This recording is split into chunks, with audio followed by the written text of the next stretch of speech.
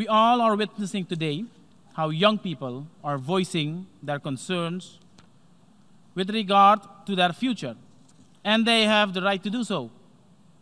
As lead head for youth in the Caribbean community, Suriname strongly advocates for youth involvement as a prerequisite for sustainable development. Suriname has made a deliberate choice to meet that expectation. We pride ourselves in our intergenerational approach that provides opportunities for youth to engage and participate at all levels of decision-making. Here today, youth are an integral part of the Surinamese delegation as well. Mr. President, threats and propositions in achieving the goals of the 2030 Agenda for Sustainable Development have been the topic of concern. Every member state has their own challenges. In this regard, Suriname notes the economic stagnation that has come as a consequence of the fast and steep decline in world market prices of crude oil and gold from 2013 to 2015, thus significantly diminishing the foreign currency earnings of the Surinamese economy. And in response, the government executed a homegrown reform program. Homegrown because this government is cognizant of the fact that our main asset for development is our people. In 2010, President Bouterse envisioned and commenced a social contract with the people of Suriname. Universal health care, general pension, minimum hourly wage, access to affordable housing, and education are the main components of this social contract. This government, amidst the economic crisis, continued to uphold. Today, in record time, the economy is recovering steadily with positive growth already in 2 consecutive years, 2017 and 2018, while inflation has come down from double digits to a single and still falling. Since mid-last year, inflation has dipped below 5% annually. Exports and imports are both much stronger than during the crisis years.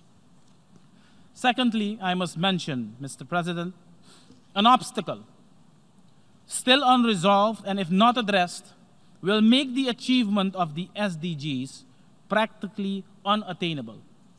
And that is our classification as a middle-income country.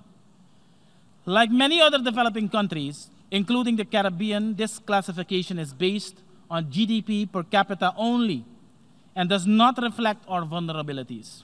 We strongly reject this unrealistic classification, which disregards the full set of challenges that we face and which could be addressed with urgency, should be addressed with urgency. Access to concessional financing for our development is critical to allow for accelerated implementation of the 2030 Agenda.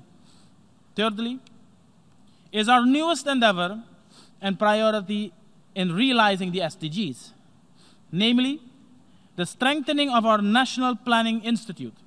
This institute has been extending its reach to all bodies of government and applying result-based management to our annual plan and annual budget, and will be instrumental in realizing a long-term strategy for development. The strengthening of this core planning institute will greatly help in our challenge to collect, analyze, and deliver reliable data and statistics, and this will surely enhance the responsiveness in our decision-making, including the implementation of the 2030 Agenda, and therefore has become one of our highest priorities. In closing, Mr. President, living in a world characterized by the urgent need to cooperate in order to resolve the many serious issues, Suriname is convinced that the United Nations remains the most important organization to address all matters confronting the international community, aimed at finding solutions and taking into consideration the interests of all member states. It is essential, therefore, that the United Nations become a more effective multilateral institution with adequate resources and fit for purpose to confront the challenges ahead.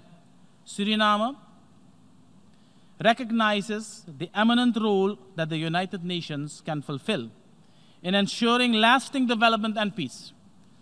It is up to us as member states to make this work. Mr. President, we can make this work. I thank you.